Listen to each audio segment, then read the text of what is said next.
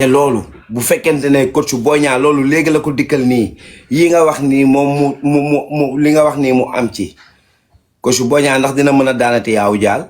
waaw moo tax nag ma lay expliquer waat ne ko fa mu tibbee naqar wa du foofu ci estimam la tubbee naqar wi ba toogaayam ci chaise bi c'était pas beau communication moom sax da ngay gis ne c'est pas le Boy Niang qui parle mon frère. interview bi mu def ak man avant le combat bokkul ak li mu def démb ci après combat. parce que interview bi mu def ak yow mi ngi lay wax li ne ci moom waaye bi mu daanoo dafa confirmer ne li muy daanu yëpp ak li mu daanu nii tax na ba la newoon ci moom dafa mel ne xamutul fu mu nekk ci moom kon ça l'a traumatisé. ça l'a traumatisé mais coach sànq wax nga ba wax ci li la wër. li wër sportif bi. mais coach li wër sportif du ragal loo sportif wala li dal Boy Niang li ko wër amu ci wàll. est-ce que xam nga ne le problème de Boy Niang tu vois le problème de manager entre Père Bourkhane Père De Gaulle Matar Ndiaye. Boy Niang dafa yor xol bu pur am na ndigal yoo xam ne day am mais du jóge ci moom vraiment maanaam du doon lu muy accepter ça l'a joué psychologiquement tout le long bu lu ci kenn nax dafa am nit ñoo xam ne xol bu pur la ñuy am maanaam dara dana am sax mais du doon loo xam ne ni seen ngëneel la gënul maanaam. duñ ko bëgg loolu duñ ko bëgg ça joue psychologiquement ça joue. moo tax day skipper débat bi bugg cee wax bugg cee dugg parce que am na cofeel gu fa ne déjà de base. même malgré la situation tourne mi ngi bëgg génnaat doon lutteur bi mu doonoon mais en même temps mi ngi sentir ne même bu génnee doon lutteur bi mu doon la tax cette séparation peut jouer dans sa tête tout le temps à tout moment. léegi Modou Mbaye lan la Boy Niang war a def pour comprendre ne moom naa la ko waxaat de sama baat ca kaw lu ma koy yàpp je vais lui dire la vérité mooy Boy Niang c'est l'un des lutteurs les plus contestables dans la lutte sénégalaise ci état de forme physique léegi nag warta mën a xoolee ñu koy dox ci mental bay jouer ci estime Boy Niang warta mën a accepter loolu ndax bu fàttalikoo bi muy soog a débuter bàyyi ñëpp la ñëpp xamoon bàyyi ñëpp ñoo daan indi seeni doom ci làmb moment boobu moom ak booyam yi ñoo doon ànd ñëw nañ jàpp fi les 2 ñëw nañ jàpp fi mbis ñëw jàpp fi xaw ma diw ak diw jàpp fi Sa Thiès jàpp fi mais lan moo tax Boy Niang war a mën a am problème mu faible d'estime de soi boobee en plus quelqu'un qui est super intelligent quelqu'un qui a fait les bancs il a qu'à aller taper des livres comprendre livre psychologie livre confiance ba pare muy xoolaat boppam ci miroir xam ne jëmm ji mu yor ak doole ju mu yar nelaw may ko kon mi ngi liggéey boobu muy liggéey léegi nag le résultat il faut jamais baisser les bras Boy Niang warta mën a wàcc ay loxom di xalaat sax naan 2 heures du ma nelaw fu mu ko teg fan. ci xale bu ndaw. waaw fa la ko teg fan lan la fi ñàkk fi dara. non il a macha allah il a réussi beaucoup de choses. ne ko baayam Gris Bordeaux mi ngi ci 11 xaw ma 12 défaites. ne ko baayam Eumeu Sène mi ngi ci 11 xaw ma 12 défaites. bu mu ñu fonto ñu ngi seetaan nekkoo fi buñ ma jàppee man la ñuy dóor rek boo leen salaama si ñoom. non exemple rek boo diggee mën a. dañ may dóor buñ ma dañ may dóor ñooñu ñoo ko mag quoi. maanaam ñoo ko mag leer ngay wax njëkk ko ci làmb. ba pare tey lañu gën a gëm ni tey la dañuy ñëw fi man. c'est ça tey lañu gën a gëm seen bopp. waaw. war na yàlla kon Boy Niang est-ce que war na mën a wax sax man au niveau de communication foofu Tafa Kandji laay waxal prochaine fois il faut jamais accepter sa mbër ñëw di wane ne am na côté bu yaraax ci moom grise c'est pas bon. Boy Niang bi muy tuus la ngay gis yaraax ka ci moom. waaw mais du woon yoon nag moo tax moom laay waxaat encore nee naa la barki yàlla ku ko defar psychologiquement wax jee fi nekk rek mën nañ koo coow mën nañ koo lii waaye Boy Niang du tuus du nangam mais wallahi wal azim les capacités des sportifs yi nekk ci Boy Niang da ngay lim ci mbër yi mu nekk. su ma doon Boy Niang daal dinaa dem xooli Gris Bordeaux ni muy dindee stress am Gris Bordeaux moom da nga koy daan tey léegi muy jóg dem yo moom maanaam niveau bi mu. xam mooy différence. luy différence Gris Bordeaux c'est un sportif hein psychologiquement Gris Bordeaux c'est un sportif. c'est un sportif. dëgg la Gris Bordeaux il a souffert pendant longtemps. ci derrière Moustapha Gueye derrière les champions. mu nekk seen ginnaaw. mais maam. ñu naan Dumbar du nekk champion. munul dem il a été testé. Gris Bordeaux kaay ma wax la de wax jee fi nekk rek de mais tey bu ñu doon teg xelu sportif yi bu ñuy njëkk a tànn Gris Bordeaux la de est-ce que xam nga ni Gris Bordeaux moo gën a fair play ci làmb xam nga ndax bàyyi nga ci xel. man maa lu leer ngay wax maa fekkee combat am nante la. moo gën a fair play ci làmb moo gën a fair play sportivement ci làmb. bu ñu xamante dëgg. Gris Bordeaux fan yële def naa ko loo xamante ni bi ma ko defee ci combat Liss Ndiago Lac de Guiers dañ maa saaga te Gris bi ma ko defee da xamal lu ma wax daf ma day gis instant ne ma yow seytaane nga génnal sama combat. mais c'est ça mais nag honnêtement ak loo ko mën a waxal da ngay gis ne kii moo tax pour wax la ne la gis nga mbër am na fooy toll comme fi Gris Bordeaux toll fi Eumeu Sène toll défaite freiné wu leen xam nga ñoom lan moo leen di déclenché mooy l'envie maanaam ñoom dañuy am envie xam ne ñoom am nañ ay capacité gëm nañ seen capacité xaaruñu kenn waxal leen seen capacité ñoom ñooy imposer seeni capacité. mais Gris Bordeaux xoolal fi Gris Bordeaux toll ba bëri c'était à Paris tenir ko en échec ba am ci victoire am moom fi Gris Bordeaux. kon jeex na. c'est vrai. ñëpp ko suuloon. te kenn xaarul woon ci moom victoire. moom laa lay wax moo tax ma lay wax ne la y a ce qu'on appelle l'envie. Modou Mbaye mën naa leen ne Gris Bordeaux day am envie wu gagner mais est-ce qu'il est génie.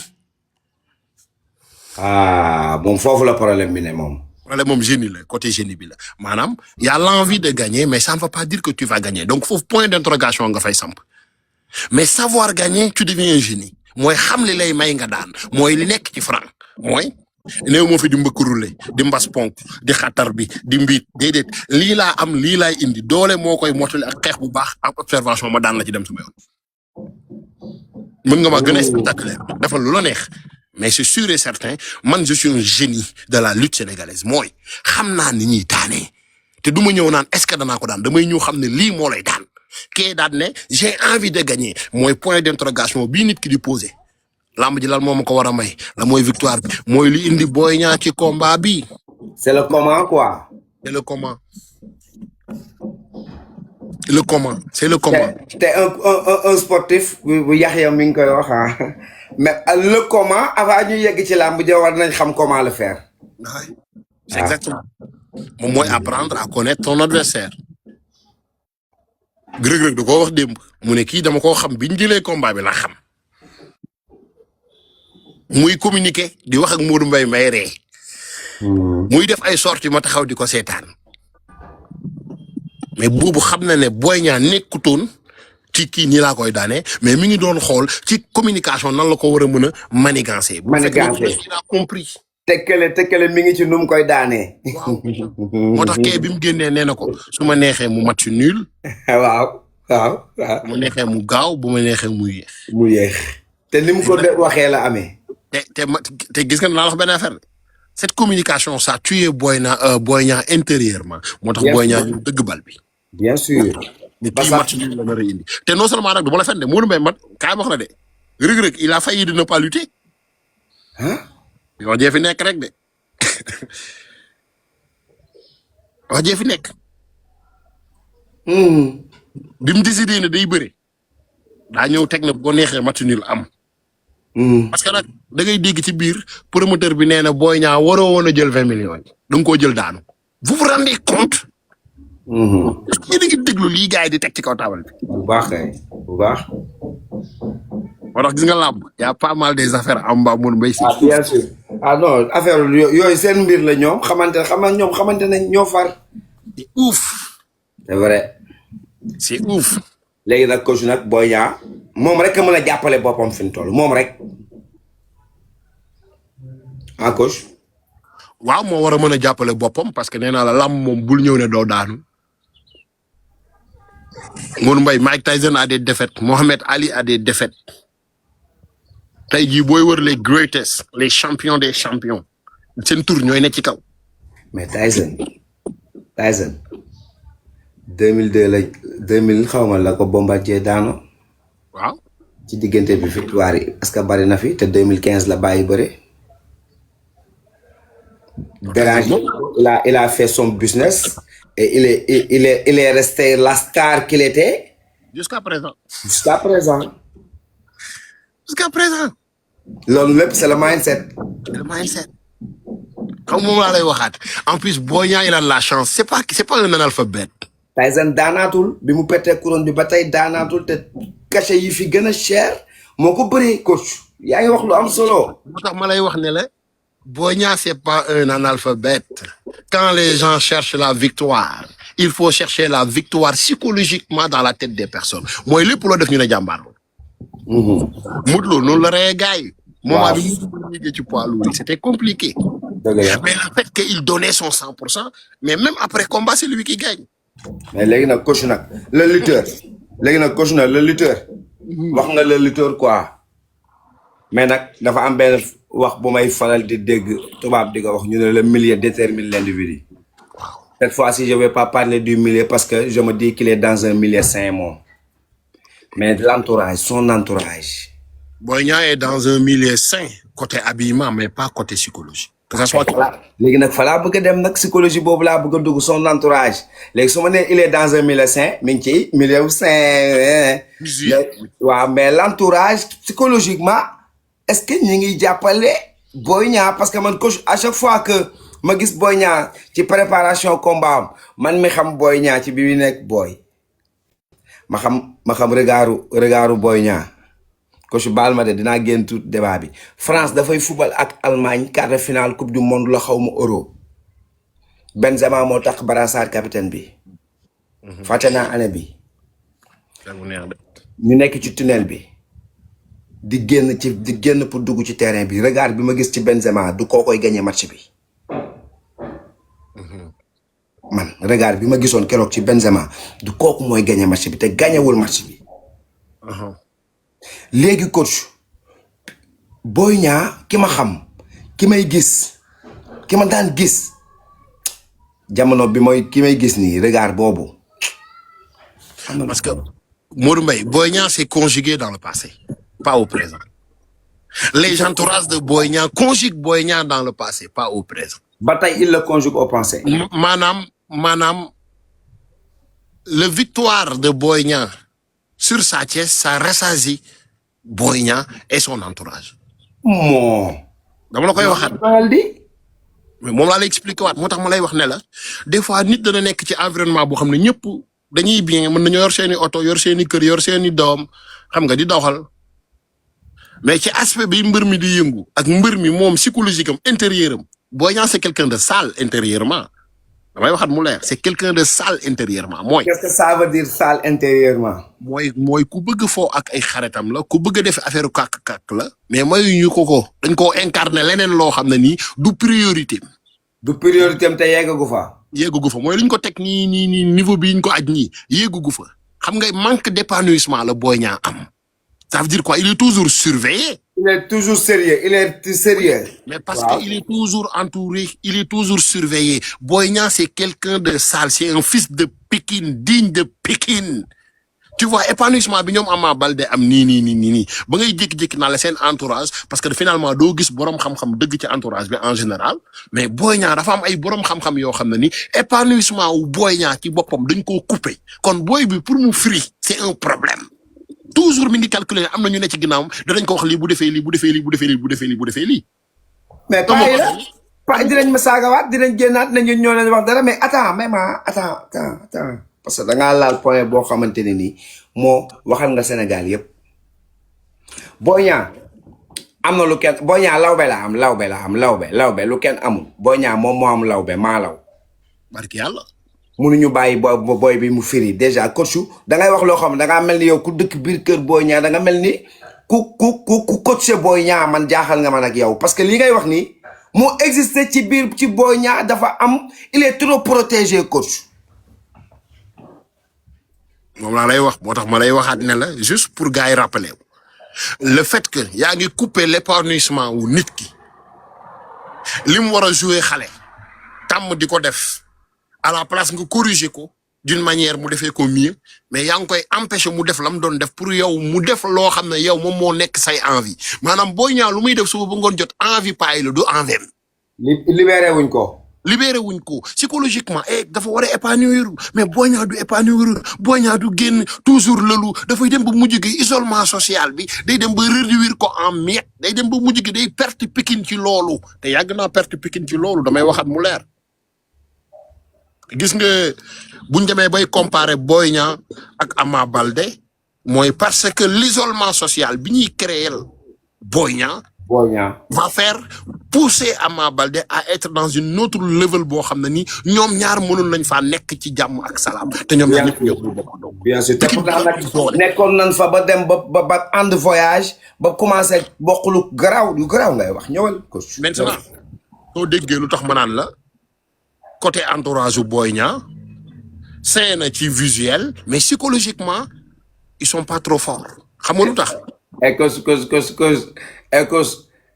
Ekos li Ama am la Boy Niang manqué li Boy Niang am la Ama manqué. Merci beaucoup t'as tout compris. merci user. Coach ok. léegi yow kon Boy Niang dañ ko waroon bàyyi ak ñaari copains yoo xam ay boy Pikine la moom ñoo ma foowandoo syndicat demandoo dexu meew ñu bàyyi ko moom mu ànd ak ñu libre. gis nga Modou Lo dafa salte xoolal Modou Lo boo ko fekkee écrit ba gis nga ko booy play përti mas ngaa gis Boy Niang dem écrit bi di përti ak booy il fait son choix dañ koy choisiral kan ak kan lay laalanteel. Modou Lo moom mooy ñëw choisir booy moom mooy ñëw song booy mooy ñëw tëndoxoog ñëpp pour wax la ne la loolu épanouissement wu Modou Lo la foo wax yow nii dóor la ngeen tàppante ci jimbeeg yooyu loolu ci maanaam luy féexal xolam la lu koy délaché la te loolu da koo bëgg. léegi ndax Boy Niang am na côté boobu man la si Boy Niang am na côté boobu Modou Mbaye déglul bàkk Boy Niang yi ba muy début ba tey saa bu bàkkoo ci biir bàkku day jéem a génne lam yow. baal ma gars yi tapate ne ñi ngi signalé suñu live bi de waa côté bële ne la waa côté bàyyi leen li ngeen def bàyyi leen ça ce sont les cours du ba rek leen waa NTA la yam leen NTA. mais coach yaa ngi wax lu garaaw fii kër ma faali la na leer. bon fii la rek fii kër ceddo yi la bu yeboo ngeen rek la ñaar kër jàkkaarloo noonu la. donc pour wax la ne la des fois yaa ngi jur sa doom moment bi nga xam ne yaa ngi soog a tal sa doom mooy moment bi sa doom commencé briller léegi yow soo ñëwee. yow mi doon papa wala yow mi doon entourage na nga bëggoon a mel moom ngay bëgg booy bi mel par la force mais boobu yaa ngi wàcce booy bi ci ligne de conduite am moom la ko doon bëggal ak la ko doon gën a jox fit ak fulla ak fayda. parce que yow jàpp nga ne li la teree dem moom la booy bi di am pour dem. loolu la ñuy woowee la peur et la peur ne se résume que la personne elle-même maanaam su ma ragalee traversé dex man maa ragal mais est-ce que Modou Mbaye ragal na traversé. déedéet coach exemple bi sama papa Bégaay Mbaye yoonam nekkul ci sama liggéey lu may def neex lu ma def baax na. jeex na juste pour wax la rek ne la à quel point que ne Boy Niang manque d'épanouissement Boy Niang manque d'entourage bi nga xam ne nii ñoom ñoo koy war a mën a fàttaliku ne ko mbër kaamil nga booy da ngaa salte mën ngaa takkari-koog ñëpp Boy Niang da daan ba pat mais comment ça se fait Boy Niang di bëre année yi di gën a dem bëre Boy Niang di réduire lan moo tax parce que fi ñu ko teg ci étoile du étoile jaxasoo étoile man maay boss nit ñi comprendre ne kii mooy boss mais sans boss bi yaramam la mu war a def dëgg defu ko boo gisee ñoom général Malika da ngay bëgg xamul lu tax dañoo salte rambaxe te nag buñ soloo gën a macha allah. te Boy Niang fi ñu ko teg yëpp mooy caatu kër gi moo gën a doon xale ci kër gi. mais c'est ça. te donc raison plus ñu waroon ko bàyyi mu nekk xale. épanouissement ñu bàyyi ko mu jaxasoog waa Pikine jaxasoo bu saf-saf. mais toujours lañ la jéem a conditionné jéem laa booleeg ay boromi doole yoo am xaalis mais ñooñu mën nañu laa rajouter dara à part yow yaa fay ne di sa mbayaan. dëgg la. mais ñi la mën a rajouter dëgg ci sa biir làmb du question borom xaalis yi parce que borom xaalis yooyu boo xoolee yaa leen ëpp xaalis après waaw bien sûr kon ñi la mën a yokkal dëgg mooy gis nga booy yu und yi nekk ci koñ bi boo amee ci ñoom contrôle tuuti booy yu bëgg la ngay wax ak ñoom dëgg. pas de agression pas de lii ngeen di ànd di dem di entraîner di ñëw soo amee fay yëkkati benn 1 million tas ko ci seen biir yëkkati benn 2 millions def ko ci koñ bi organiser truc pour les femmes mooy jigéen ñu wérit yi nga pare na ci benn maire ci waa koñ bi mais waa koñ boobu yëpp dañuy ñëw ci say làmb dañuy xam ne seen mbër mi ngi nii li muy jot as néew mi ngi koy partager ak waa koñ bi dindi say saaku suukar tas ko kilo kër gu nekk ba li la wër yëpp mais loolu ñoom mbëri duñ ko def. xam nga duñ ko moo tax des fois doo leen mën a yërëm. Bakary jëlal naa la benn borom xam-xam boo xamante ni ba 5 minutes laa ko may. booy yi laa wax.